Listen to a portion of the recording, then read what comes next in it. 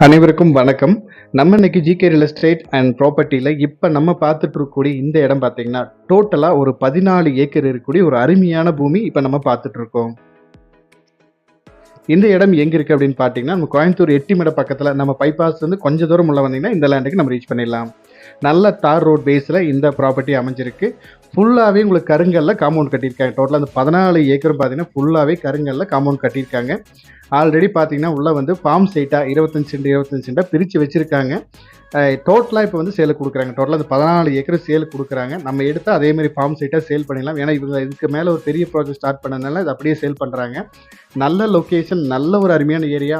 எல்லாமே பக்காவா பண்ணி ப்ராப்பரா வச்சிருக்காங்க. இந்த லேண்ட் எடுத்தோம்னா கண்டிப்பா நம்ம ரீசேல் பண்றதுக்கு ரொம்பவே சூப்பரா இருக்கும்.